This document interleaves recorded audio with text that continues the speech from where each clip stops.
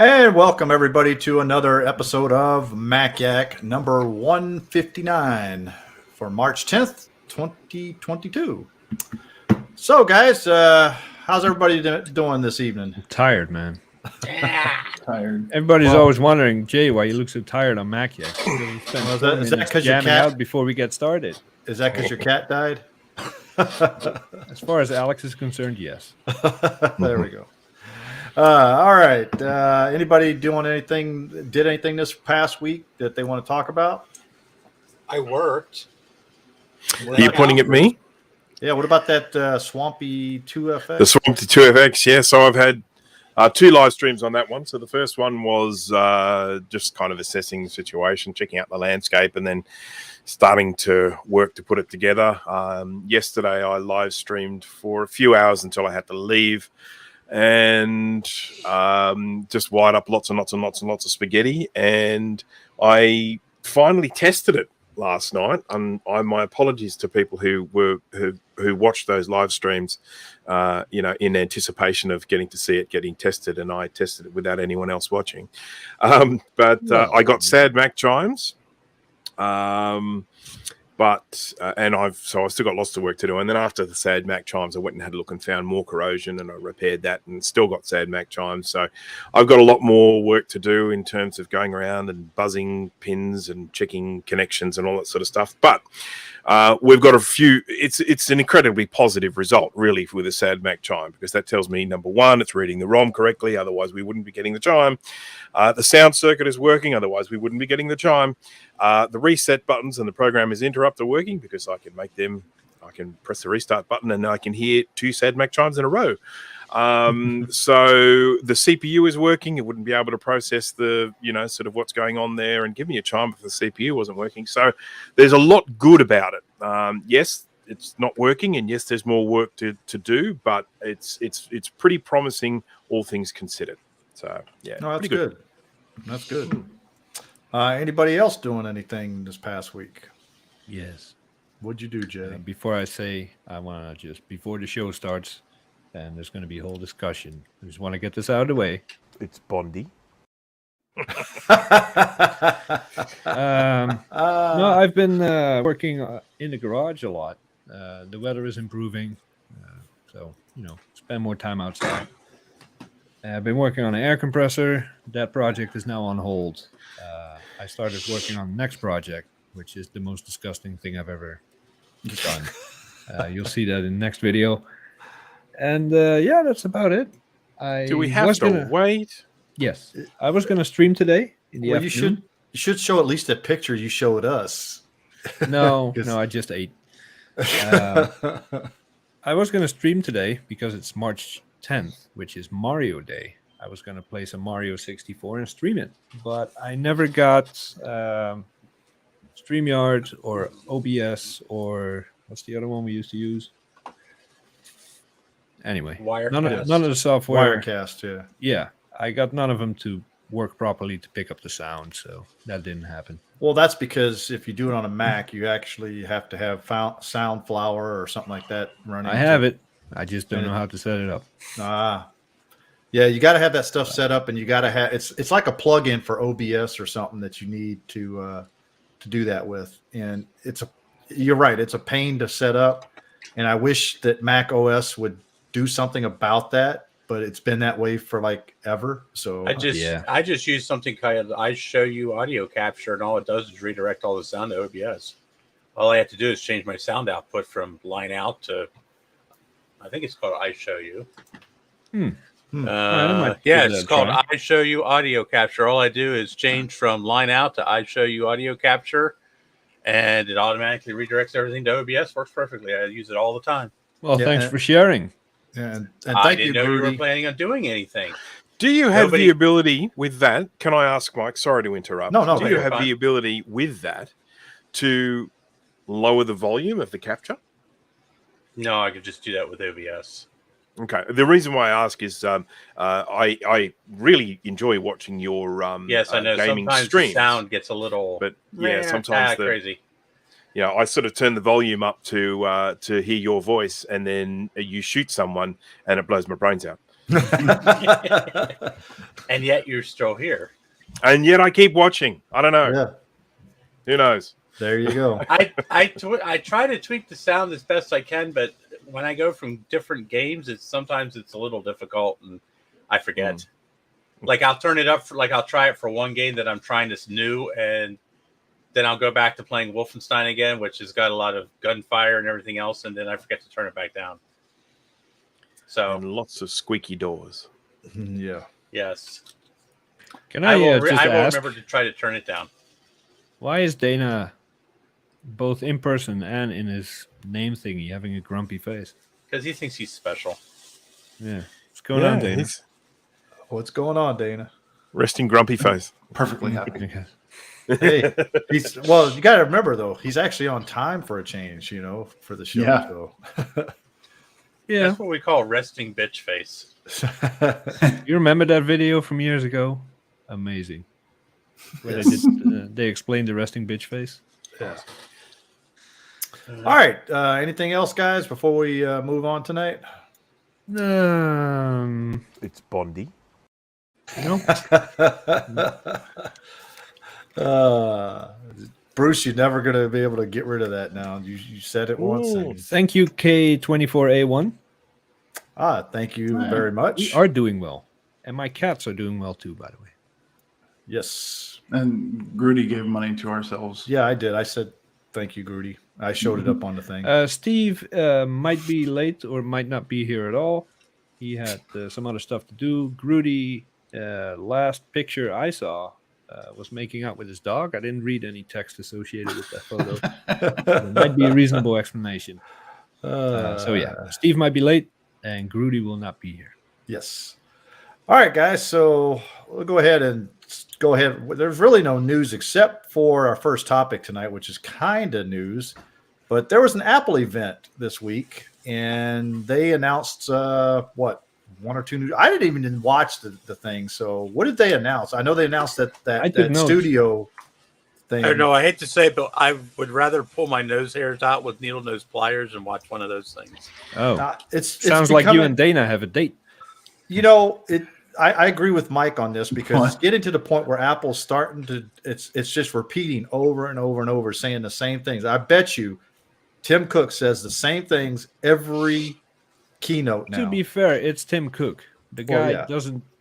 The way he walks across stage and looks at the teleprompter while he speaks, every single thing is scripted for that guy.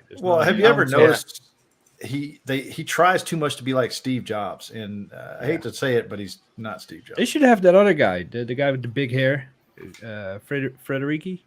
Oh yeah. I know No, what you're gosh. talking I mean, about, yeah. at least he's fun. Yes. He should do the keynotes. So His head is too big. which one of you guys actually watched the keynote live? Oh God, not me, Live. not live. I started getting think texts Steve in the is the group only chat. one. and I like, wouldn't what watch are you it. talking about? I didn't watch it recorded, and I had to work, so I couldn't watch it live. I'm not going to get up at 2:00 in the morning to watch that. Oh, come on. I think Bruce. Steve is the only Dedication, one who Bruce. did. I watched I just skimmed through the highlights, realized there was nothing I wanted, and just went about my day like a normal person. Well, they started with Apple TV Plus. I don't care. iPhone SE, don't care. The phone is now green. Ooh, I don't care. iPad Air, me. Then we got to the good stuff. The M1 Ultra. As far as ARM chips go, it's a great chip. The specs look good. It's really impressive on paper. And then they came out with the double-sized Mac Mini. I keep Yeah. getting the name. The I Mac was- I was- Studio. I was going to call it a Mac Mini on steroids. Can I roll things back just a second, just real Sure. quickly?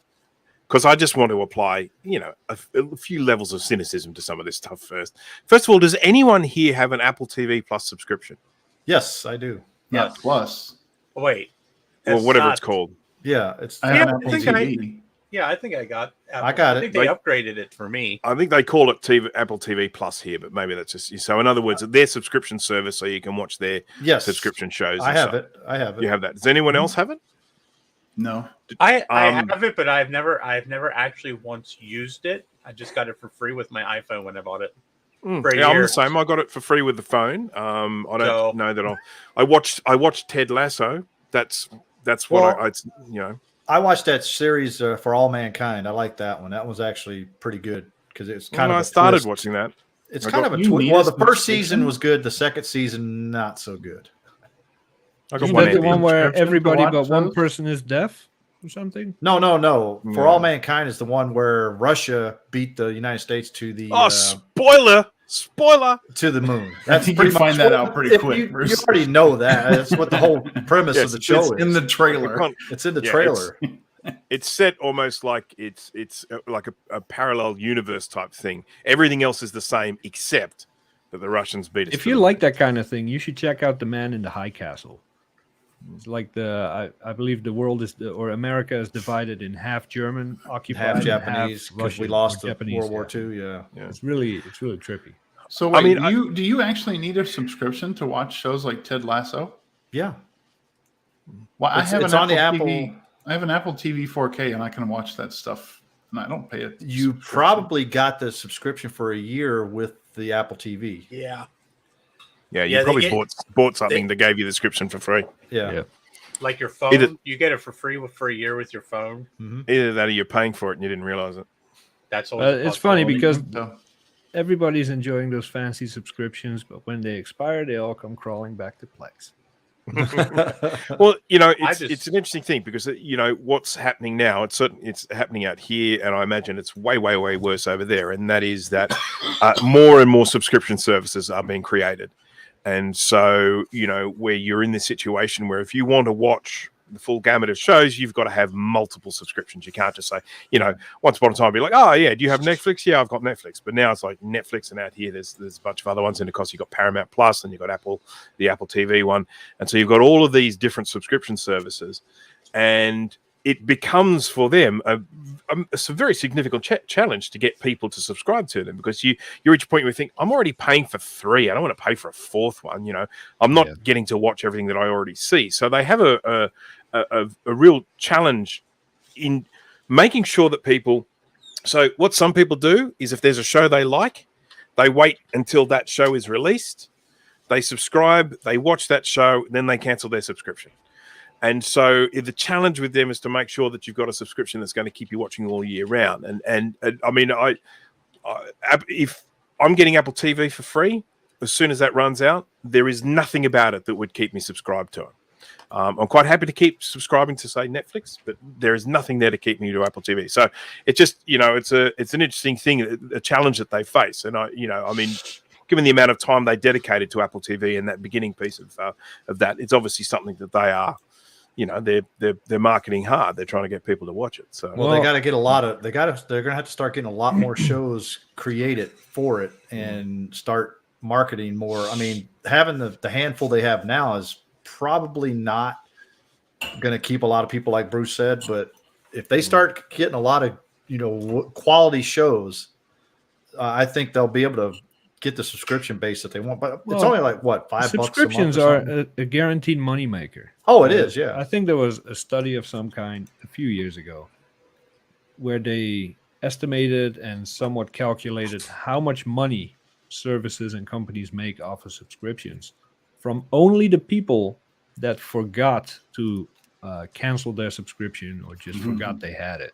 Those people alone can sustain those companies pretty much. Speaking of that, because Kate had mentioned this about the Apple One and the Apple Arcade, I actually had, for some reason, I had a subscription to Apple Arcade, and I went to go through all my subscriptions on my phone, and I was like, why do I have this still? Because I don't use it. Yeah. So I had to go and cancel it. I went and canceled that, and I was like, I don't use this anymore. And I even asked the wife, I said, did you by chance subscribe to Apple Arcade? And she's like, nope. I'm like, okay, it's gone.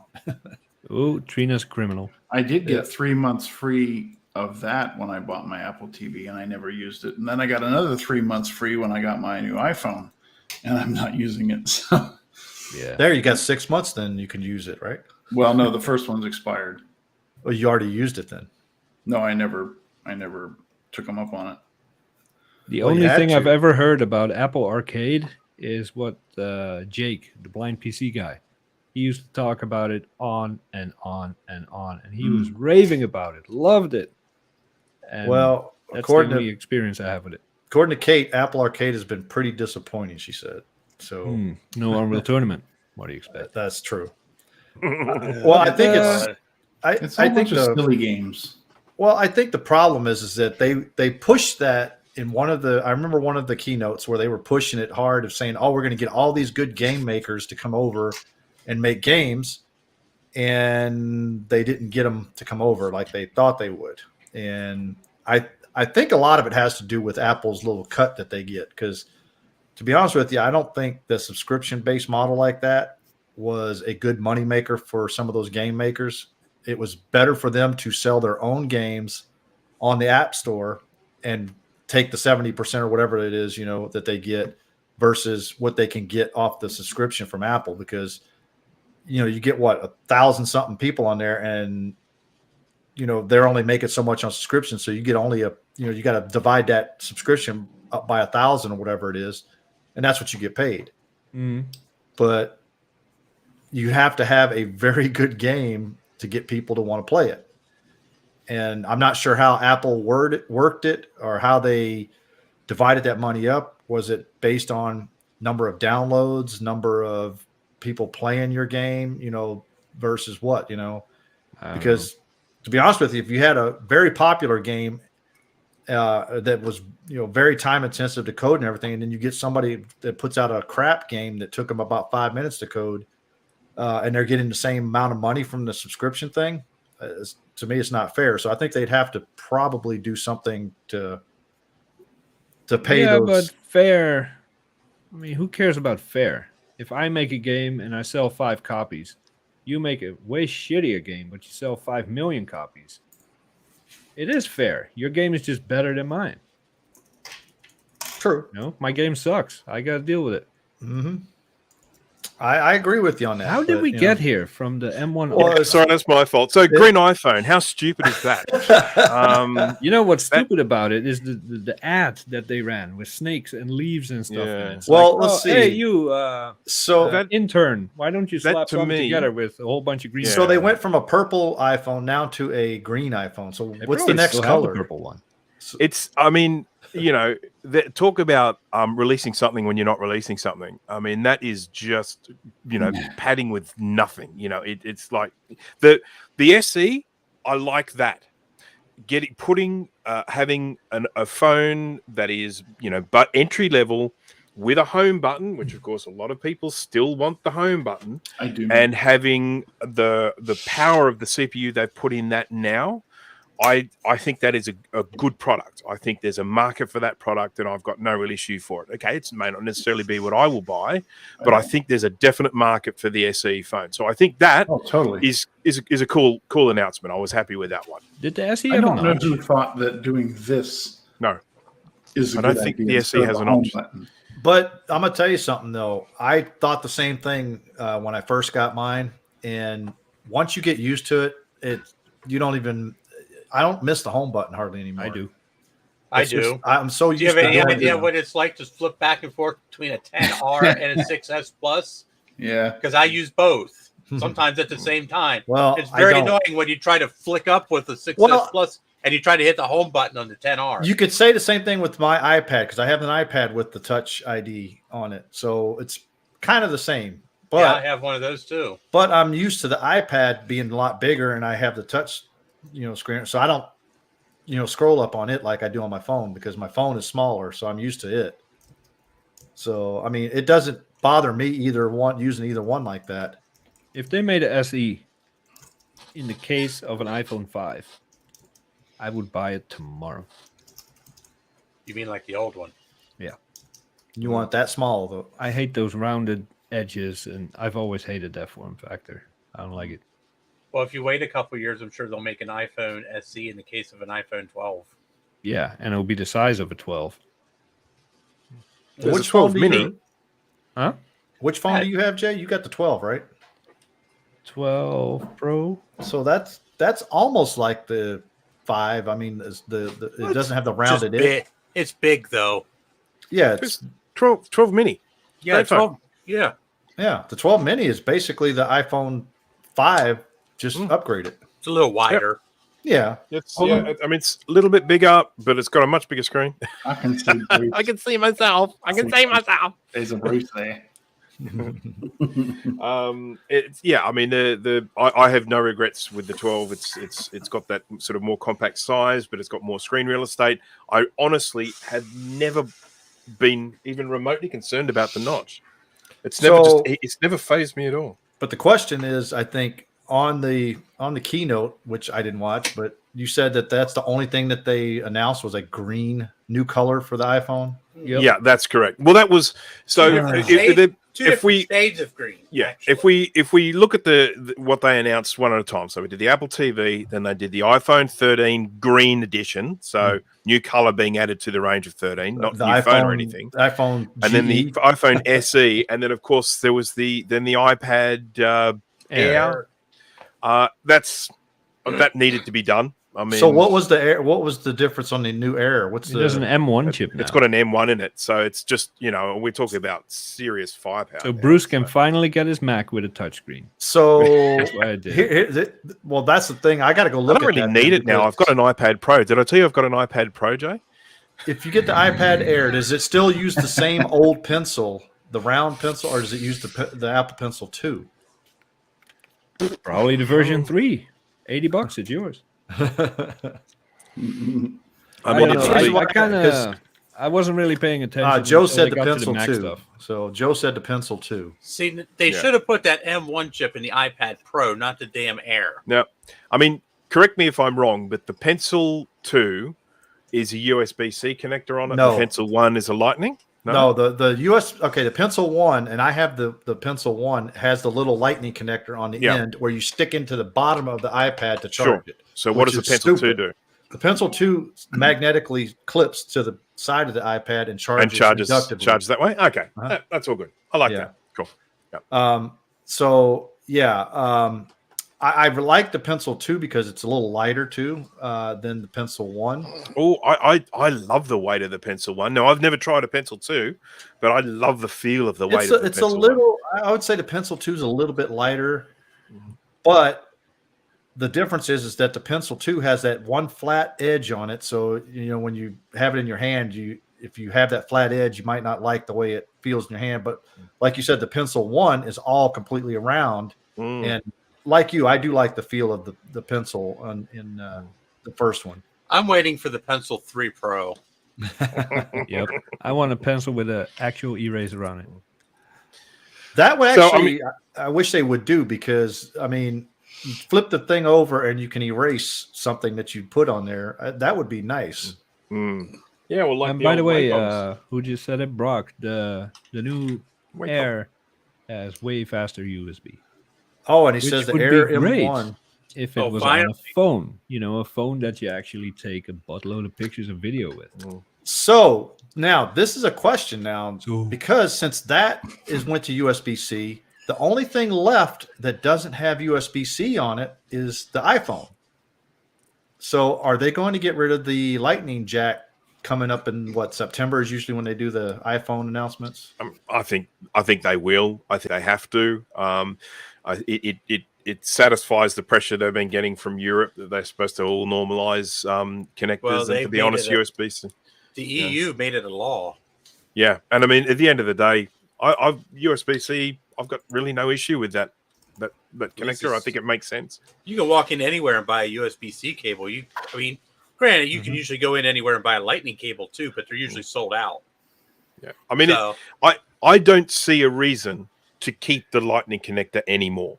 So many of their devices are now on USB-C. The laptops, the iPads, they're all using USB-C. It makes no logical sense to me to keep producing the phones with Lightning connectors. Yep, I agree. Because it's the same size connector almost. It's just a slight bit bigger, I believe. But yeah, I mean, this has Lightning. When they sold me this phone, I was like, no, am I going to have to get a special adapter and everything? And they're like, no, it's Lightning. I thought, wow. Only if you want to use headphones.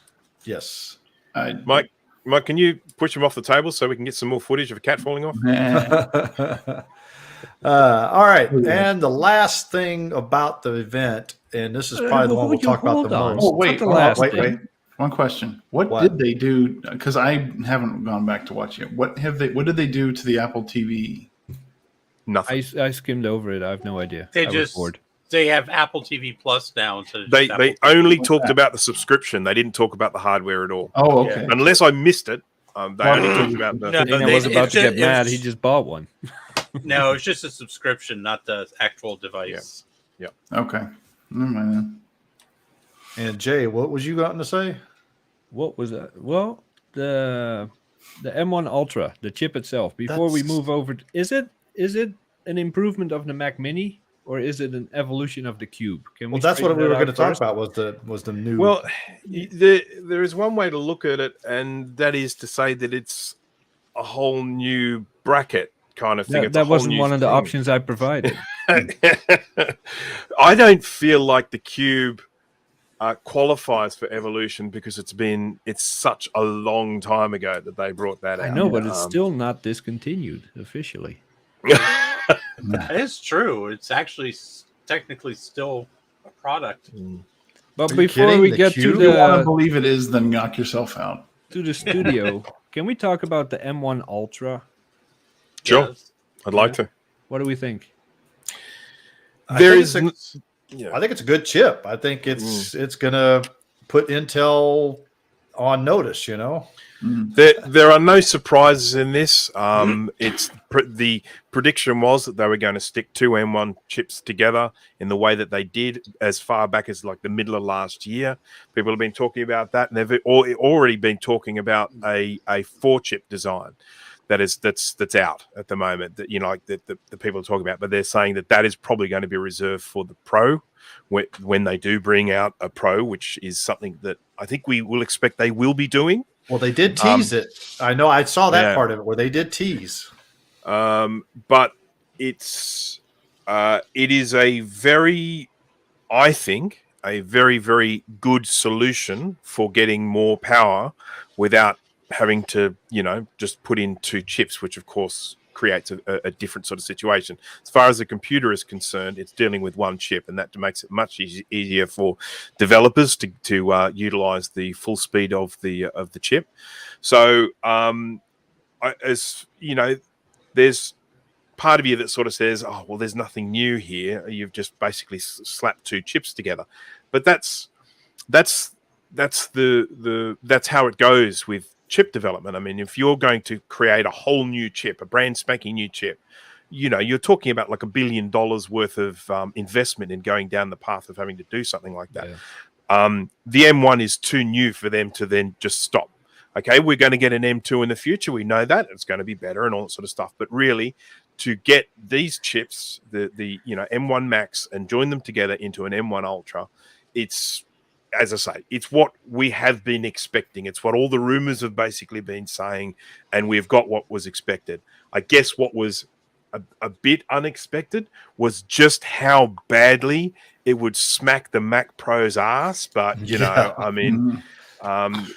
but that's Yeah, I guess that's a good thing.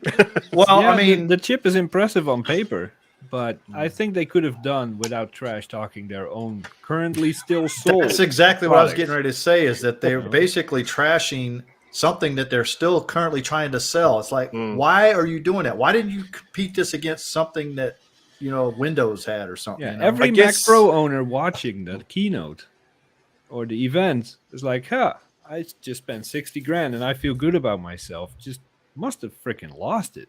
Oh, well, have you read some of the Mac Pro upgrade posts? A lot of people are buying this now and selling their 7 Yeah, One. which is fantastic. Because I mean, look, at the end of the day, I would love to have a studio, but if I can pick up a bargain basement Mac Pro, I'll be happy with that as well. So, Yeah. if I can pick one of those up, because I mean, again, I like the modularity of them, the expansion, all that sort of stuff.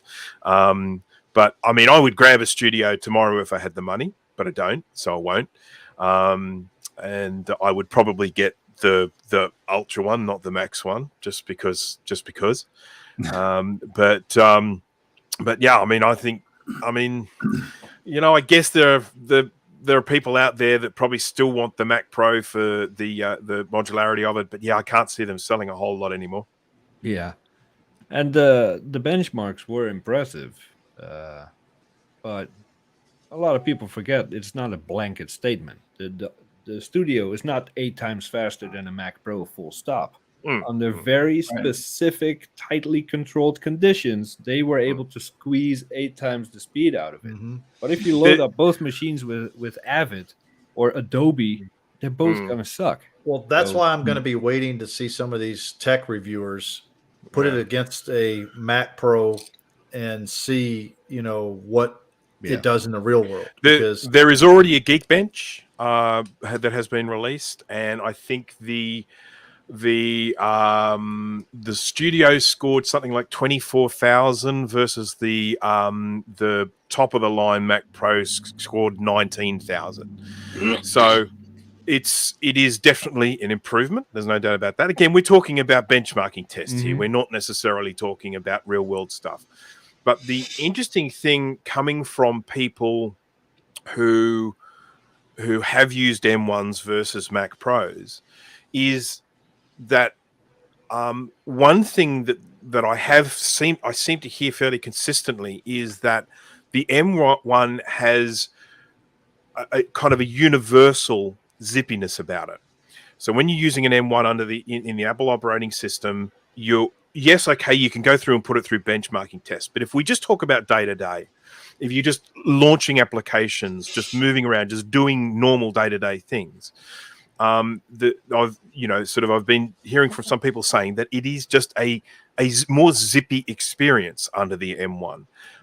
And even things like, yes, if we start going down into encoding 4K or 8K video, that starts to become a different story. But just using the computer is a sort of a better experience under M1, and that's pretty appealing to me. Mm-hmm. Yeah, I set up an M1 for a friend of mine a few weeks ago, and everything is near instant. Starting up the calendar or email, it's just you click it, it's there. There's not even a split-second delay; it's just there. So that's probably nice, But okay, now did they say anything about the graphics yes, on it? Is it how much better is it? I mean, a lot. what kind of test did they do on it? Well, they pitted it against the best 27-inch iMac and against a Mac Pro with a 7500X something, I believe. No, it's no 75. It's 57. Whatever. Or 50. 6500. I think It is had the a latest. 0 in it. Yeah. That's all I remember, and it outperformed them all. But Hmm. again, in specific tests, encoding with ProRes or whatever that stuff is called. Yeah. So once we're done with the iJustine, it's so cute, and all those kind of reviews, then we're gonna see the reviews of people actually testing them in day-to-day stuff, probably a few weeks later. And Mhm. I'll be curious to see. I mean, I underestimated the M1 initially. I might be underestimating this one too. So, Well- a question for you, Jay. Sorry, GT. I'm No, interested to know, because this is something that you are regularly on about. What are your thoughts of the cooling? Half the damn thing is cooling, so it's got to be good, right? Mhm. Yeah. I don't know. Yes, you would think so. It's You kind of think- like a slim down version of the iMac Pro. So You think they're just using the happy to crappy see an additional fan. Yeah. Well, you never know when it comes to Apple and thermal paste, but Yeah, that's so true. it means that 2 fans, basically you tripled the height of a Mac Mini just to stick 2 fans in there. That M1 Ultra must be getting hot, which kind of leads me to believe that are they pushing the M1 too hard, like they did with the last few G5s that they had to do liquid cooling on? Are they squeezing it so much for this additional power because they aren't ready for the next generation? Because, That's a good that- question. Because The- also, how much did they even say how much what the power draw is on? Well, on- I think it's 90 watts at full crank, 90 watts of the CPU. But when you include things like the I/O, because obviously things like Thunderbolts and that they're outputting power as well. So I think it was something like 135 watts or something like that. No, it was more than that. It was more than that. But anyhow, yeah, when you take into consideration all the additional stuff, not just the CPUs, it does output a lot, but it's still infinitesimal in comparison to what a Mac Pro draws, their latest Mac Pro. Well, any It's- Intel yeah. machine. I mean, even Windows machines Yeah. don't have But- that much. Here's an interesting thing, and because this is a point made by someone else, was it's an indication that Johnny Ive is not designing anymore because we've got IO on the front now. Yeah. Yeah. Which I I was think happy is to just see that. fantastic. I mean, I would much rather see little holes in the front of it and have the convenience of IO on the front than complain about it not being smooth. Yeah, when I had my iMac 2017, I had one of those little adapters that took the USB and ported it out front, and so you had 4 little USB ports sticking out the front of your iMac. Because, like you, I'd rather have stuff that I can plug in instead of reaching around the back trying to fiddle for a plug to stick in there. So There's just one thing missing, really. It's a great machine on paper so far. What we know, very capable Mac. But look at the front of that thing. You got 2 tiny ports and an SD card, right? The rest is all aluminum. They could have easily fit 5, 6 FireWire ports in there. I know. Easily. It's frustrating, I'm isn't not it? sure about No that. FireWire. Yeah, I'm not Bring sure it about back. Bring back the FireWire. that. Yeah. So let's talk about repairability of this thing now. Doesn't exist. And upgradability. no, I- Upgradability. I will say one thing about that. With Apple integrating the RAM into the CPU, which of course has with it many advantages. It means you get more out of less RAM, and it means it's much faster. Okay, so that you can kind of wear it. You can kind of say, okay, fair enough. That's integrated. That's a part of a progression in technology to have the RAM integrated. That's something they need to talk about more too, if I'm honest. Yeah, and Apple, it then to me also becomes the responsibility of Apple to make sure that they don't release any computers that have stupid, silly amounts of RAM in them, like those ridiculous MacBook Airs that had 2 gigs of RAM in them, and they're not upgradable. To me, that it is their responsibility to make sure that everyone they produce that has solid in RAM, unupgradable RAM, is sold with a reasonable size configuration. Well, I don't know about that. Have you seen DOS Dude's latest video? He upgraded a 2 gigabyte to 4 gigabyte. Yeah. MacBook Yeah, how Air. many people How are are going to you do with that? VGA rework? Like, Yeah, I honey, know. I'm taking your Mac to the kitchen. I'm going to try something here. Yeah. So Oops, it's on fire.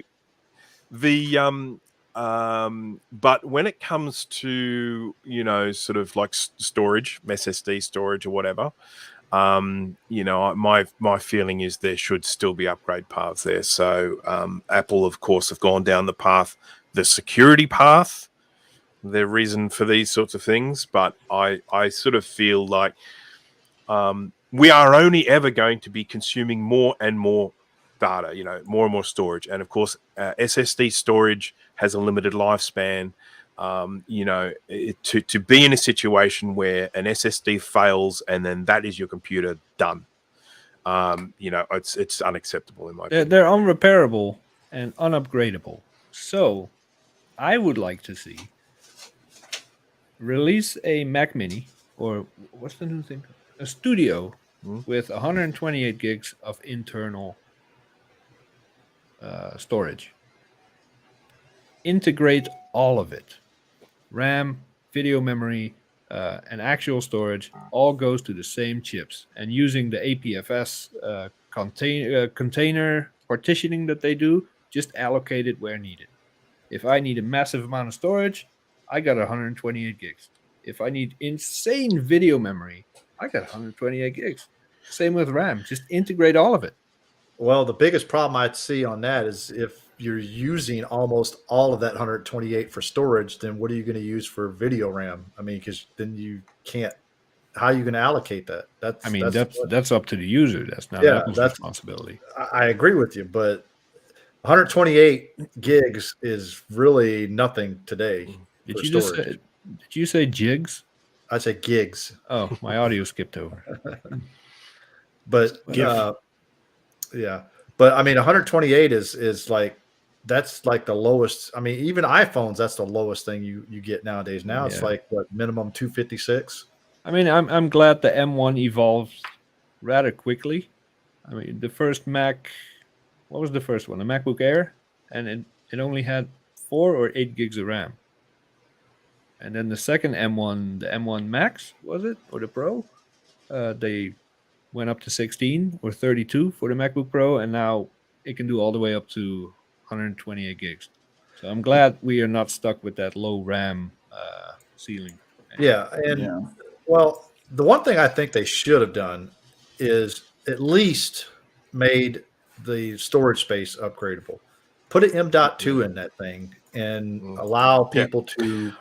I'm throw in it agreement on. with you there. Total agreement. Yep. As far as the memory goes, the actual RAM, I could see the reason why, because it does make it faster than having, RAM modules in there, because when you put RAM modules in there, it slows everything down. And then your bottleneck is the RAM. So then the M1 chip is not as fast as an Intel one. Well, their presentation did bring up a very real issue. Because computers are the way they are, it leaves you time in your day to get other stuff done. Scratch your nose, clean up your desk, do whatever. One of the women in the interview said, I don't even have time to sip my coffee. It's just done. You're going to get dehydrated. You're going to starve yourself. Your cats are going to get neglected, all because your computer is simply too fast. This is a real issue that we need to keep an eye on, I think. I like Joe's like, why do I need an M.2? We gave you an SD card slot. Yeah, true. So yeah, I mean, I would love to see, sort of upgradable SDs inside them. This is, what we're essentially looking at here is part of a much greater problem, and it all relates to the fact that Apple is a hardware company, and they want to keep selling us hardware. And they want that hardware to last for a certain amount of time. They have obviously a time frame in their head about how frequently people should be replacing things, and that will be different from phones, different from iPads, different from computers. And so they have an idea of how long each one of these should last for before and someone should look in at replacing it. And it becomes a huge environmental issue, because it doesn't matter how recyclable you make something, building something from scratch uses way, way more energy than upgrading something. Right. So it's all very well to say, we're going to take your old computer and we're going to recycle every single component. Let's just say it's something absurd, like we can recycle 98% of what you've given back. The amount of energy required to A, recycle it, and B, build a new one, compared to the cost of keeping something going for as long as possible. From an environmental perspective, we should be trying to get as much out of these things as we can. But that does not suit a company that makes all its money from selling us hardware. It's just, they just don't go hand in hand. And that's something that I've been worrying about. These, when the Mac Pro, so I'm using a 5.1 Mac Pro. This particular one was made in 2009. I've done the firmware upgrade and all that. I've upgraded the CPUs, upgraded the RAM, hard drives, GPU, all that stuff. It's still viable today. Like I use it every day. The one thing that's leaving it behind now is the software. Without jumping through a bunch of hoops, with the open core and all that. There are no hoops. Well, whatever. I need it to work, and I don't want something that's your wireless isn't going to work as well if you use the open core or whatever. Well, it doesn't matter if you use open core or not. I think whatever, it's not going to work anyway. The thing that I'm wondering though is these new machines cost now about the same. The new Studio costs about now the same as this Mac Pro did when it was new, and it's not going to last as many years. And yet you look at how many we are cores are in it. assuming. Well, I mean, it's in their interest to make it so that the software moves beyond the hardware architecture so they can sell more hardware. Well, So- it'll last longer as long as you stay away from pliers, but Yeah. So, Microsoft sell Windows, they sell that software. And because they sell that software, they make money from making that software. It is in their interest to make that software work with as many pieces of hardware out there as possible. So even if someone's got some really clunky old PC somewhere, if Microsoft can sell that copy of Windows to that person, they're getting more money in their pocket. So, I would hate to So they- disagree It's the with you opposite. here. I have to disagree with you, Bruce, because Windows 11 is basically is ditching a lot of computers nowadays. sure. But because- it is still, there is a certain point where there's going to be a cutoff. Yeah. We know that. Well, We know even that. there is some- a limit. I mean, it's the point that I'm making is that it is the very different way of thinking when you are a company that gives your software away for free, but you sell your hardware. And it's kind of a trick. I mean, it's a trick. It's a ploy. We're sort of going, oh wow, look, this all this software is free every time there's an operating system update. I get it for free. It's all great. But every single one of those updates is a step in making the computer you're using obsolete a little bit at a time. It's the And of course, exact we've opposite. talked many times on this show about ways in which you can try and slow that obsolescence down. I mean, for example, we know that Safari is something that regularly gets updated by Apple. And every time they bring out a new operating system, they go in and they apply all these security updates and whatnot. And eventually, Safari stops getting updated if you haven't updated the OS. And so I can be sitting in a situation here going, I'm using Mojave. I'm happy with Mojave. It's all fine. But Safari's not going to get any security updates anymore. And of course, security being a huge issue on the web and that. So you're motivated to update the operating system That's to why get you a newer switched to version of Safari. Firefox years ago, though. Oh, And yeah. that's the reason why, of course, you switched to Chrome. And what? Whoa. Oh, your face, it was worth it. oh. Bruce. Oh, that was fun. Anyhow, sorry. You let that I'll let slip someone out else way talk too now. easy. Too bad Jay wasn't the thing drinking that- something at the time. That's the thing that I was wondering, when this thing came out, I was like, we're not going to be able, if they keep upgrading software now to make, well, let's see, here's the point I'm trying to make. The hardware before was upgradable to the point where you could use it for a decade or more and be perfectly comfortable with it. Mhm. Now that option is gone. You can't upgrade the hardware anymore. And while it has some really impressive features that are coming out right now, Apple's, like Bruce said, Apple's main motivation is to get you to buy more hardware. So, 5, 6, 7 years from now, you've got a computer with all these really amazing sounding specs in 2022, but in 2027, the software is leaving it behind. That's what I'm worried about, because otherwise you've got people that if as long as they keep supporting the hardware, then with the operating system, then you can keep it indefinitely, and then they don't sell more hardware. Well, I mean, and like I said, though, Microsoft is starting to get to that point too, because remember, Microsoft's Well, yeah, I actually starting understand to sell hardware now as well. They have their Surface line. Okay.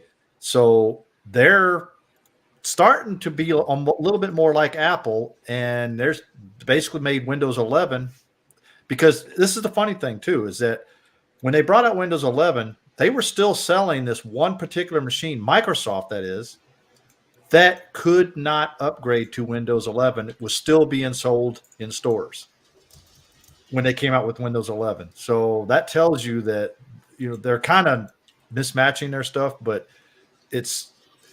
they're not totally like Apple, but they're missing the point there, is that they're still selling hardware that can't be upgraded. It's one of the things that always amazes me with Microsoft. This is just a little aside, let's just say you're someone like Lenovo, just for argument's sake, and you're making all these laptops and whatnot, and you're installing Windows on them, and you're getting, you got your license with Microsoft for installing Windows on that computer, and then all of a sudden Microsoft comes along and starts making competing hardware. as a hardware manufacturer who is kind of forced into having to sell their product with a Microsoft operating system, to then have that company that makes the operating system start competing with you on a hardware level, I would be fuming. It amazes me that they do that. Like, we're a software company, and now we're going to start competing with all of our customers. Well, I mean, they really got no choice. That's the bottom line is it forces those other companies to actually up their game on the hardware. That's pretty much what it is. And to be honest with you, nothing out there on a PC beats a Mac right now, as far as I'm concerned. Especially not with the M1. And that reminds me of an article that I read here the other day. I wish I had bookmarked it because it was really interesting. They were talking about, first of all, the article started to say that phone manufacturers, they really can't introduce anything new. It's like, oh, we have a better camera. Oh, we have more storage. They're at the point now where the features that are being added to the phone are all in the software, and they can't really improve on the actual hardware technology much anymore. And then it went on to say that the M1 is outperforming the whatever Samsung uses to a degree that they said Samsung should just stop making phones and focus on software and things like that. To be fair, how much speed do you need in a phone? If it takes me 5 minutes to dial a number, we got a problem. Well, here's a little fun fact though. The Samsung just came out with their S22, which is their right. That's the one they were comparing it to. They were comparing it to an iPhone 11, and the iPhone 11 beat. Yeah. Yeah. I think that's the same article. Yeah, they said the 11 when it was the chip from the 11. It wasn't apart actually from the the crappy 11. operating system, is that Samsung fast? Does it pull up the camera and take a picture when you want it to? Does it? Oh, I'm sure it performs fine for people. But when they're talking about, the two companies running neck and neck and trying to outdo the other, it's to the point where it's kind of not a zero-sum game, but it's kind of like, what are you going to come out with next? Oh, this camera's 1 more megapixel than the last one. Yeah. They're all selling the same phone. I mean, I said this so many times before. We had a groundbreaking moment when the iPhone came out. That was a revolutionary moment. Just, tell it like it is. And then all of the other ones just started doing the same thing. There is really only one phone out there with lots of different badges on it. They're all, and every time a new one comes out, it's going to be the same sort of thing. More expansion, more resolution on the screen, better cameras, that sort of stuff. Shooting in low light, they are essentially just, doing these little, it's like upgrades to Adobe Photoshop, isn't the low lights. My God. Okay. So I had, and you guys know that I had a 6S and I just got this. This is the 13 Pro Max. I took a picture when I was leaving work one night and there was some garbage in the road and I couldn't tell what it was. I'm like, is it something? Is it an animal? What the hell is it? And I took the phone out and I took a picture of it, and it was like I took the picture in the middle of the day. It got so much light, and I was able to see what the heck it was. And I just most people on a would grab a whim, flashlight. So now I was driving. So now I'm like going out at night, taking pictures of buildings and things, and just to see how much this low light sensitivity really, really improves things, and it looks amazing. It's the technology is great. I gotta say. So this is what we're going to come up with next, right? Yeah, right. Yeah. Oh man, I got a smudge in my thing. on my lens. Look at the size of these lenses on this thing. It's like, that's what we're going. That's what we're headed to. I mean, look at every phone that comes out has a new camera on it. It's like, it's getting ridiculous. That phone right there does that like Matrix bullet time. Yeah. You could take.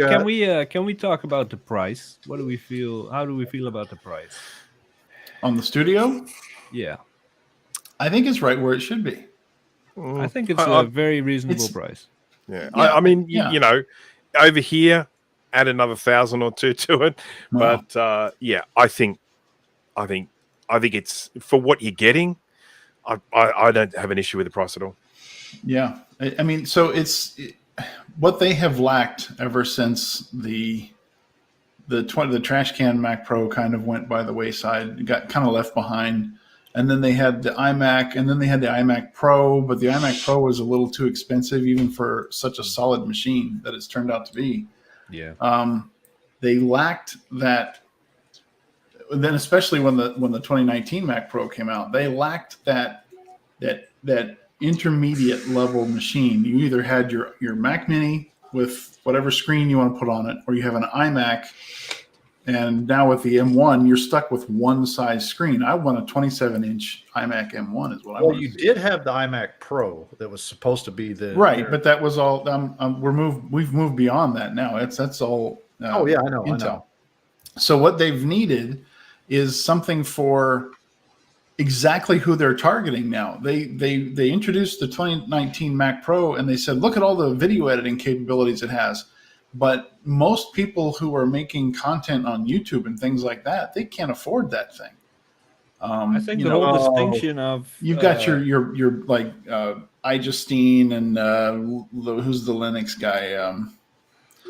Linus? Not Linux. What's his name? The guy that dropped the iMac off the table. Linus. Yeah, Linus. Linux. Yeah. Linus. So Okay. you got those guys. They can afford stuff like that. And your bigger content creators can afford that, but somebody like Steve or Bruce or somebody with maybe 100,000 subscribers, even they're producing content regularly, but they can't afford the big, huge like $25,000 machine.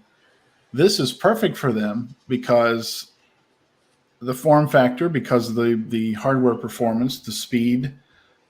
And the capability, and it's really targeting. You'll notice the first thing that they list when they're talking about the specs between these different models is how many streams of 8K, Apple ProRes that they can handle. So they're targeting hardcore these video creators. With these video creators, of course, that's one of the main things they do on these. These content creators, these YouTube content creators, even if they're tech people, one of the main things they're using their computers for is for video editing. And it's interesting because I was watching a video earlier from Snazzy Labs, who I happen to really enjoy his content. Yeah, I think his videos are great. And he did a video last year sometime about selling his Mac Pro, that he bought a $10,000 Mac Pro. I saw that one. And then he sold it and replaced it with an iMac.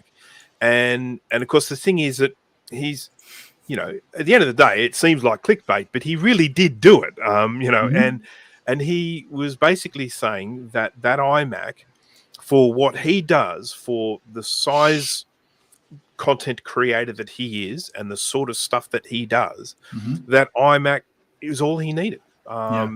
Gave him all he needed for doing that sort of video editing and stuff. Yeah. I think the whole distinction that we used to have, I don't know if they still do it, but in my time, there was each product had 3 configurations: good, better, best. And you had the MacBook for the students, the MacBook Pro for the pros on the road, and then you had the Mac Pro. Or, you had clear options for each level of power you needed. Ever since the M1, that has completely vanished. Even a base model MacBook Air would run circles around the latest MacBook Pro or even the iMac Intel when it comes to how many streams it can do and all that. So now I think, I don't know how they're going to justify a $60. Let's say they drop a new Mac Pro tomorrow with 8 chips in it. They're just going to have to have a distinction between professional. Do you make money with this machine? Buy this. Do you check YouTube and Facebook and Instagram all day long? Buy this machine. I think that's the only 2 classifications that you're left with. And I agree with you there, but I think the problem is that they're going to have, when they come out with the new Mac Pro, it's going to have to be like almost 4 to 5, maybe 10 times faster than this new studio. It's going to have to be well beyond what it is, because like we were saying, most content creators, that studio is going to be perfect. It's going to do the job perfectly. for what they need to do. My current So- Mac Pro would still last me a decade Oh, yeah, if they exactly. support it. Imagine what I would do with a studio. Yeah, Yeah. exactly. And that's what I'm saying is that in order for them to come out with a new Mac Pro, which it sounds like they're going to do because they left it open because I saw that part of the keynote Yeah. where they said it's for another day, the Mac Pro. So to be honest with you, it's going to have to impress, because if they don't have something that actually outdoes that studio by tenfold, it's not going to sell. Oh, and they will. I mean, It's got to, we're yeah. at the point now where the studio is now what the Mac Pro was 10 years ago. No, it's So- better than the Mac Pro in 2019. Right. So the Mac Pro that exists today, or whatever's coming next, is going to be for your ultra high level Mm. professional, like industrial light and magic level stuff. It's never going to be again. The Mac Pro is never going again to be for you and me. It's going I to think- what I think they for us now is discontinued the the iMac. studio. Huh? With the introduction of the studio, I feel that they have discontinued the iMac. No, I Why think would they're you still get an gonna- iMac, currently 21 inch, but let's say they make a 27 inch? Well, they're soon. half. Why the would you price get almost. that over a studio I don't think they're with going to make a front- 27 inch. front port I/O and a 27 inch screen Mm. that you could put on top? I don't think they're going to make a 27 inch iMac anymore. Mm. Because I still think there is a market for the iMac, for the all-in-one, for the screen and computer all rolled into one. And particularly with the latest M1 iMacs, they are so freaking skinny. I mean, there are okay. They may not necessarily be like us, right? I mean, if I was going to buy a computer, I've got 3 screens here. I can't see any point in replacing them. I'll just get something that I can plug the 3 screens into, so I get the studio. But there are, when you go around to a lot of places and you see iMacs on desks, they are, they're doing it for the clean lines, for the cable management, for that looks really tidy on a desk with your iMac. Whether it be a sort of a front line at a doctor's surgery or something like that. That you see these iMacs in so many places where they are choosing iMacs because they are iMacs. And I think that will continue. I think there will still be a market for that kind of show computer, all-in-one show computer. I agree with you there. I just think they're not going to have a 27 inch. I don't think, because now that they have the studio with the 27 inch, cinema display, I don't. Separately. Yeah, and to be honest with you, they're going to have to reduce the price of the iMac now, because, like we said, is that are you going to choose that studio Juice versus an The, iMac? the Mac Pro that they trashed in their own event is still on the website, full price, no discount. Oh yeah, they're not going to lower the price on stuff. Like, oh, Now- here, buy this computer that we Oh, they. talked yesterday. I'm willing to bet you right now they probably are thinking about it, because the point is that they just cut into the sales of their Mac Pros, like Jay said. They're not going to sell as many of them, because that studio, according to their specs, just blew the Mac Pro out of the water. Yeah. So like where I work at a printing company. Bruce is familiar with this. We use typically the Adobe Suite software, things like that. We don't do any video work. We don't do any heavy duty stuff. So iMacs are like the go-to now for that type of environment.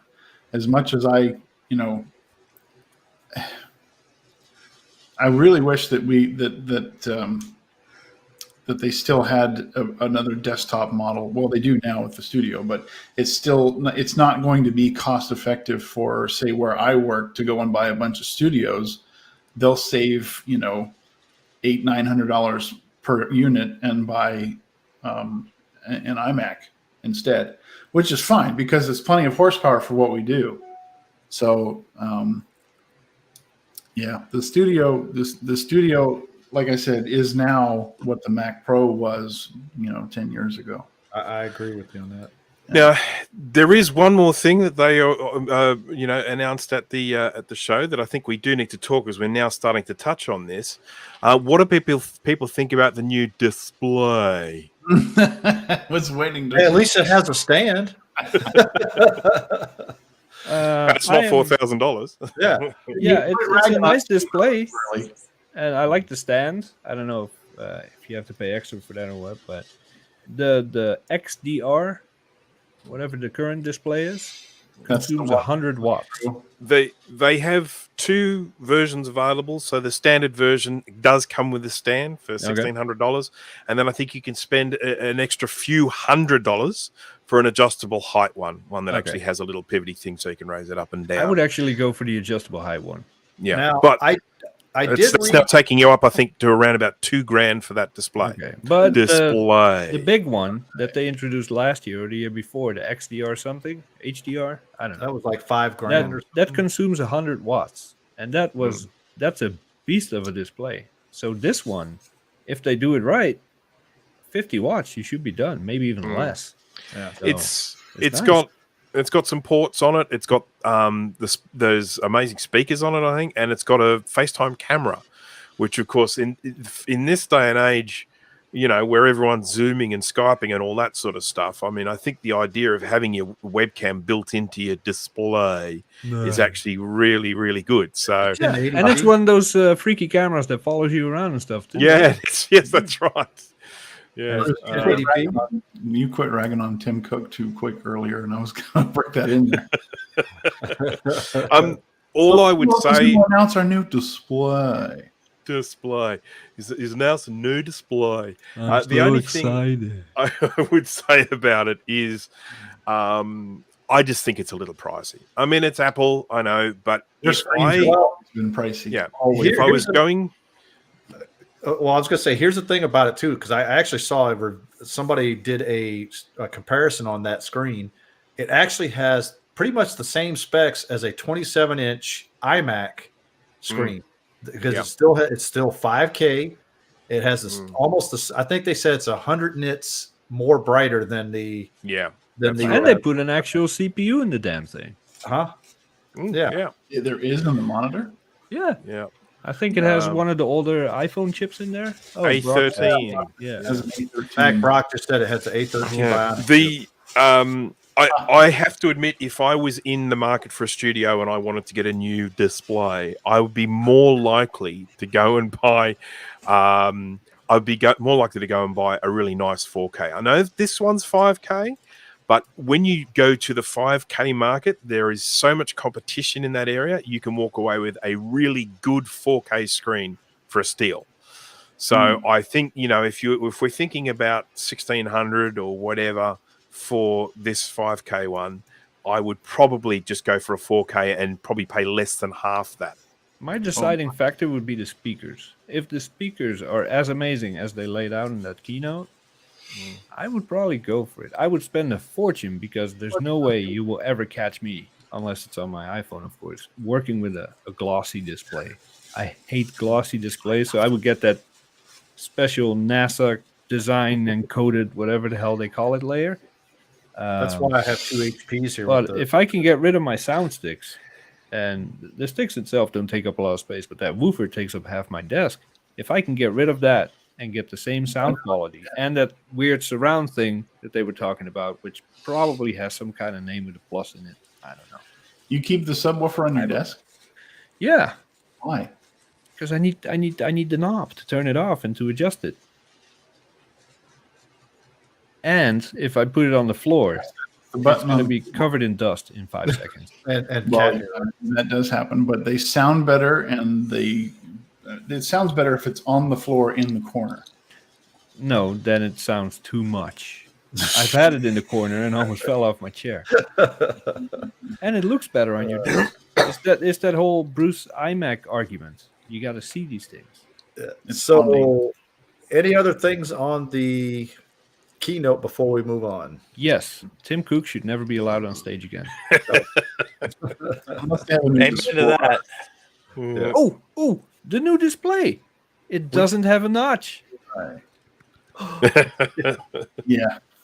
I thought for sure they would go with notch. All right. And like you hinted at earlier, GT, they said there's still the Mac Pro, but we'll save that for another day. So it's not dead yet. It's just going to be unaffordable. But like I the last said, when we were talking about it, it better be impressive because one. You know otherwise it will be.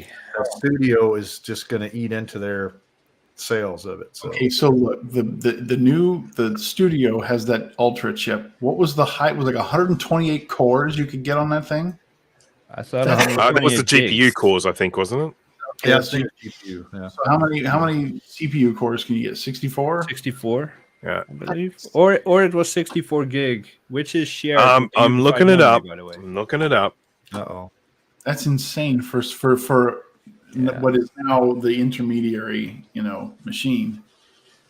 I'm So- even going to look it up. Is in- anyone here a developer? Like anyone in the chat a developer? Do you need that kind of hardware, those kind of resources to create an Not f- app or something? Not for dev, no way. I mean, Xcode is bulky. Xcode is stupid, crazy, bulky piece of software. But yeah, goodness me, no. Didn't they switch from Xcode to Swift, or they? Well, back- whatever. Yeah, but maybe still, they have. Xcode is still the interface. Yeah. Okay. I So- am a no. I should have asked the code professor. Duh. So so if we're looking at the Ultra one, we're not looking at the Max. Well, So you're looking you've- at it. We can't see anything. Yeah. Okay. So, you can go with 20 core CPU or 64 core GPU versus 20 core CPU, 48 core GPU. So it's 20 core CPU, No matter what. and the difference is 48 or 64 That's the max, GPU. right? Yeah, that's right. And And the then Ultra- in terms of memory, you can have 64 or 128, and in terms of storage, you can have 1, 2, 4, or 8. Now I'm maxing this sucker No, out. you could have put this up on the screen by now. I probably could have. Shame. So, $12,100 to buy the top spec one in Australia. Yeah. Yeah. Uh, Take I sh- take the high prices, and take all the lethal insects and animals and everything that's trying to kill you, and don't you just want to say, "Hey, I'm moving to Ohio"? That right there is the key. Yep. Well, I've been saying that for the last decade and a half. I mean, we're All like I said, we're Hey. using Adobe, and some of their apps still Yeah, don't boy. work for multiprocessor. I'm trying to. So read. again, you're seeing this in Australian dollars, so don't panic. So yeah, this is the top one. This is the one with. And to be honest, if I was going to buy a Mac Studio, I would buy the Ultra. I don't think I'd buy the Max. Me too. I just from a lasting point of view, I think I would probably go with the 48 GPU, not the 64. No, Just that sell would the be shed. my That's thinking. a problem solved. And I think I would go with the 128 memory, and I would go with 2 terabytes of storage. And so No, that's going to no. cost You just me- upgraded your Two. Mac Pro to 2 terabytes. Only Yeah. two. Yeah, Yeah. Two That's is not that's gonna last. internal. yeah, but That's 2 is not internal. I mean, I'm last gonna- you. I'm going to have like 50 zillion drives hanging off the back of it as I do now with my Mac Pro. It's gonna But- annoy you. You need 4 at least. Come on. No. No, he needs Man. 8. What are you talking about? So that's two internal is enough for me. I mean, I need mountains of external, but 2 internal is enough for me. So for now, and then New macOS yeah, update, 3 terabytes. Damn it! 7, Look 8, at that 9. funny Australian plug. Yeah, look at that funny Australian plug. Yeah. So yeah, there it is. That's There what it is. that's what we're after. That's it then. You can have it in 10 to 12 weeks if you order now. Yeah. That's because they're Um, still making them. All right, Yeah. guys. So let's go ahead and move on to our next topic here. One of these things we got here is the Duck, or DuckDuckGo, as we call it, the search engine, is basically going the way of Google. In other words, they're filtering their searches and prioritizing what they think is best for you. Yep. Yeah. So what do we think about that? It's a shame. It's really Shame. It's As soon as I learned that was happening, I sent an email to the CEO of another search engine said, "Hey, I just read this. Is this an industry thing? Are you guys going to do that too?" And he got back to me pretty much right away saying, regardless of what we believe, no. The whole goal of alternate search engines or Google alternatives is to just give you what you're looking for. It's not up to us in which order it is, which ads you're going to see, any of that. We just spit out. So question, what order should they show it in? Should be irrelevant. Relevance to what you're searching for. Okay, so if there's 50 websites that are the same relevance, what order do they appear in? Any order that it comes out Random. in. Yeah. Well, what? Who created it first? No. Who posted it first? Well, alphabetical? Typically it's by publication date. You know, the newest The content. most is gonna recent be up top. publication? Yeah. Yep. Okay. So even if so what you're essentially saying is if I take someone's content and I copy that and make my own website because I published it more recently, mine will appear before theirs. Well, it also depends on your popularity in the search crawler. Like if your site has been crawled 50 times. This now starts to become the problem. We're already now talking about an algorithm to do that. Yeah. And so what we're essentially talking about is any search engine, once you get to the point where you have a certain level of kind of saturation of the same relevant content, some form of algorithm has to be put in place to then display these in an order of some description. Yeah. And so that to what you then have to think about is from the perspective of the person who has the search engine, giving the person who is searching the result they're looking for as quickly as possible. So, because if they don't find it, maybe they'll leave, that sort of thing, short attention span, that sort of thing. And I feel that it is a very, very fine line between that and then, the next thing and the algorithm decides that this website is more important than that website and has become like all the others. I agree with what you're saying to a point. I think there has to be some kind of algorithm to give you the best experience, but that's a trade-off. Maybe if I look for board repair or recapping service, maybe Steve's will pop up first, maybe you will pop up first. The day after, it could be different. But that's just the nature of the beast. What's completely different, and what DuckDuckGo is now planning on doing, is I do a search for recapping service, and I will get Lewis Rossman or something like that. I don't even know how to finish that sentence. I will get an ad for Center Parks. Because because they want me to see Center Parks. Let's put it this way. So you're searching. You say, I want to look for guides on recapping a computer. And let's say Bruce supports the twist off method and Steve supports the desoldering method. And if someone who's designing this algorithm decides that the twist off method is not something that anybody should use and therefore pushes that farther down the list. Yes. That's what we're talking about here. We're talking about who decides what misinformation is. But we're also talking about putting paid searches to the top of the list, because that's another issue. Is you get people that pay to have their stuff pushed all the way to the top, no matter what. So they've always done that. DuckDuckGo and some of the alternatives have always had the first listing. They clearly identify it as these are sponsored ads, and Google. But Google has been worse about it because they put like the first 20 or And DuckDuckGo still has it on their website. If you go to duckduckgo.com, you scroll down to the frequently asked questions. It says, "Why should I use you instead of Goggle?" And they will talk about, they put you in this search bubble where they only want you to see what they want you to see. What we want you to see, and that's what they're doing now. I'll read exactly what they say. They say, the question is, why use DuckDuckGo instead of Google? They say, ever notice that ads constantly follow you around? That's in part because Google tracks your searches and hides trackers on millions of websites. By contrast, our private search engine doesn't track your searches, and our DuckDuckGo browser extension and mobile app block Google's and many other companies' trackers across the internet. By using DuckDuckGo, you also escape the manipulation of the filter bubble. That is now completely off the table when it that comes to gonna stay true? DuckDuckGo. Because if you're going to start deciding what misinformation is, then Yeah. you know what. At what point do I still? I mean, I still have to have a level of personal responsibility to when I'm researching something to be able to decide for myself what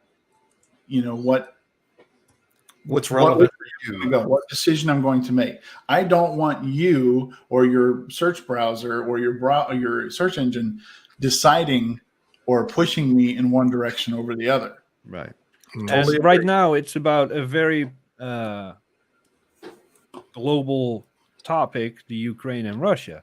That's why they made the move they did. Tomorrow, it might be about, I don't know, anything. Same as Google. They decide, oh, this is misinformation. We don't want people to see this. Whatever it is, poof, it's gone. It's on the 5th page of search result, or it's gone completely. And DuckDuckGo has opened this door. So the question that I got several times today is, are there alternatives? And there are a few, but there's one that I would like to suggest, and that is startpage.com. Startpage.com has been doing this longer than DuckDuckGo. DuckDuckGo just drew in massive amounts of funding, so they were able to develop a lot faster. They got a deal with Apple, so they became a search engine option in iOS, and that's all the stuff that Startpage could not afford. But they have been doing this longer. They have, in my opinion, for the most part, been doing it better. And as far as I'm concerned, they are now the only alternative for privacy and escaping that search bubble. So if you are a DuckDuckGo user, and if you don't like them deciding what you should and should not see, give startpage.com I a got try. a quick question here for you, Jason. Eric's Edge said, do they publish their algorithm? I don't know if they publish it.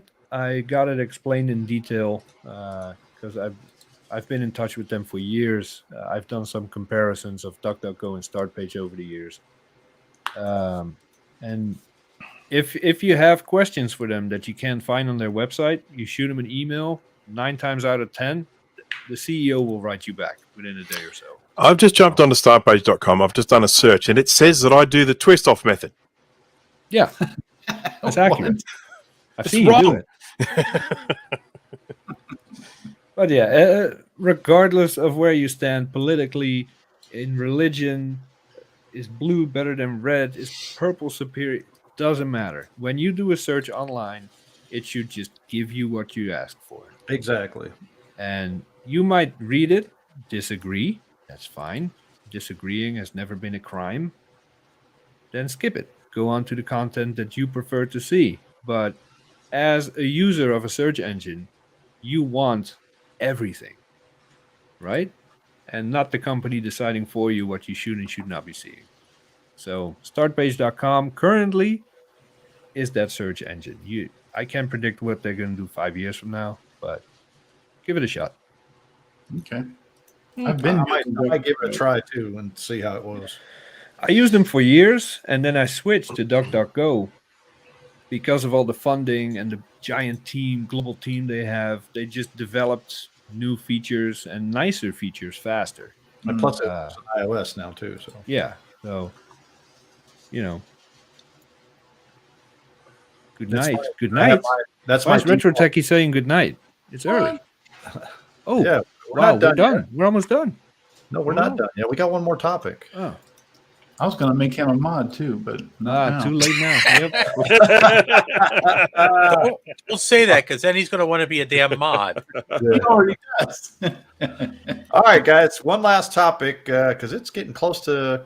It is getting close to quitting. We got 6 more minutes.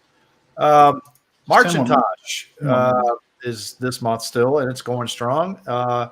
What have we done for Marchintosh? I know I haven't done anything in particular. I don't think Jay has done anything.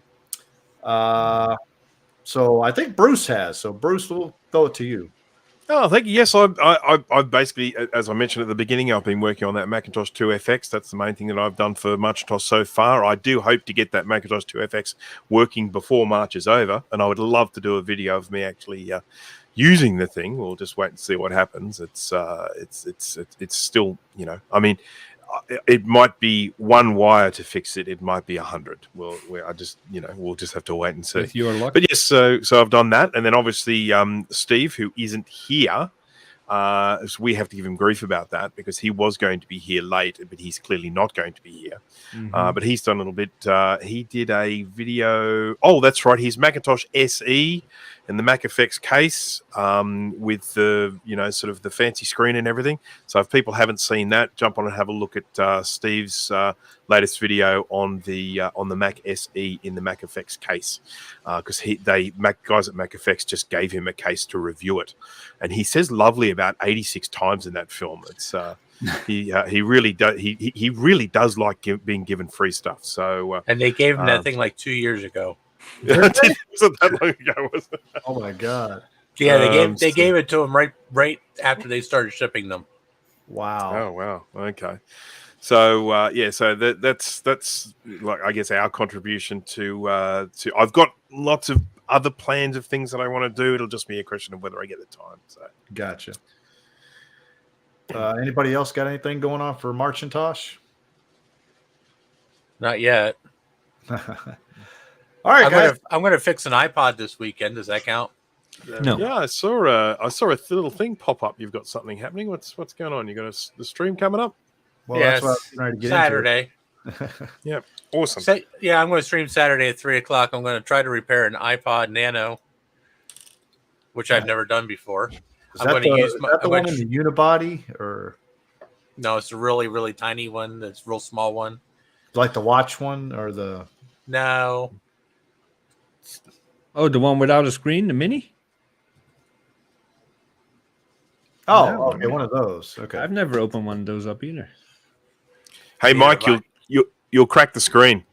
I just Yeah, wanted to give probably. you some words of support. I probably will. But guess what? It's not mine, so I don't care. Quick mention of Eric down below there. I know nothing about HyperCard. Or every word out of this man's mouth in his videos goes completely over my head. But they are well done. So if you're into all that beige garbage, then definitely check out Eric's Edge. He's doing videos right now. Jay, could you just lean to the side a little bit so we can see that tower of beige garbage that's sitting in your office? It's the other There we way. go. So yeah, The only reason why it's sitting in there is Jay's trying to dude, fix you itself. know how expensive capacitors are right now? Because he's lazy. Crazy, man. He's just I'll get to lazy. it. All right, guys. So that's pretty much it for another episode of Mac Yak. Make sure, guys, that you hit that subscribe button, and also, if I can Hit that bell. Smash that like button. There we go. That's what I was looking for. We need Do what you smash that have to like do. button. Do what you You clicked the have to wrong do. one, man. It's Bondy. Can we just? Would you like me to get a higher res version of that for you, Jay? Awesome. That That would would be be nice. awesome. Thank you. Which live stream was it? I can't remember. I don't remember either, but you said it. That's all that matters. All right. So make sure you hit that subscribe button. Make sure you hit that bell icon. We only do this once a week, so you're only going to get that notification once a week. Also, make sure you go to our Discord. We do have a Discord out there. So if somebody wants to throw that up, yep. Check it out. We have a pretty active Discord. Also, we have a website which has not been updated in a while. I In a guess. while. Yeah. So check that out. Also, if you're into it, there is another website called Tinker Different. Check it out. I think we have the president of that site here with us. So it would be that guy, like, him right there. I've been really slack lately. I've got a whole stack of stuff I need to do for the site. But never mind. That's another story. Yeah. So anyways, guys, make sure you go and check all those out, and we'll see you guys next time. Bye. Steve's See a you next loser. week. Go away.